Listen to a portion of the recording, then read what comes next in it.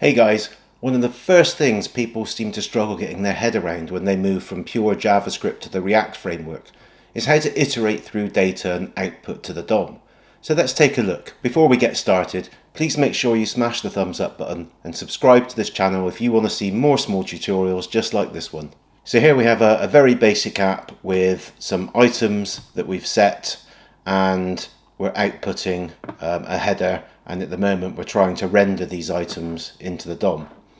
And this is the first mistake that people make moving from pure JavaScript, is they try and use something like a for loop to try and return HTML or JSX back into the DOM. But you'll notice on our page that all we're doing is outputting the first item, and that's because this function has finished its job as soon as it's returned some data. So this won't work.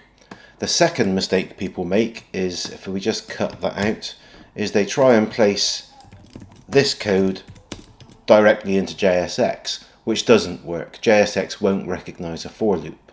Instead, what we need to do is make use of the map function.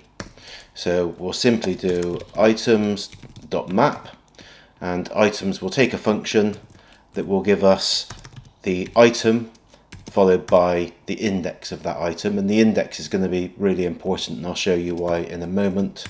And then we can, inside of here, return, and then we can pop in our JavaScript or our HTML or JSX. So we'll do this person, and we'll return the item.name, and we'll pass their age, item.age.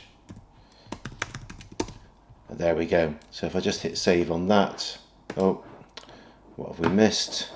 I haven't closed off the div there. There we go. And if we hit save, you'll see there we've now got all three of our items outputting to the DOM.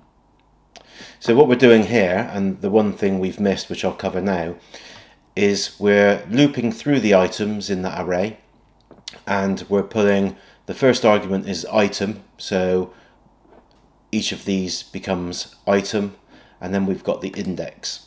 And the really important thing when you're using the map feature is to make sure that in your outer div or in your outer container that you give it a key. And because we don't have any unique keys inside of our object, we're going to use the index and hit save. The only thing to remember when you're using this is that you can only return one ultimate parent. So if we were to put an h1 in here, this is going to error straight away. Everything has to be contained into one outer component like that. You could also, if you wanted to, run some logic in here as well. So you could say if age is greater than 20, then we could return this, and we'll stick that in there. It's greater than 20, and hit save. Age is not defined, sorry, item.age. You'll see that it's only returning the people with an age over 30. So you can also put conditions inside of this map feature. If you're not putting conditions, then you can actually remove the curly brackets and the return function, and you can instead just pop it straight in your JSX, like so. In fact, just remove that. There we go. I hope you've enjoyed this video. If you have, please smash the thumbs up button and subscribe to this channel to see more tutorials just like this one.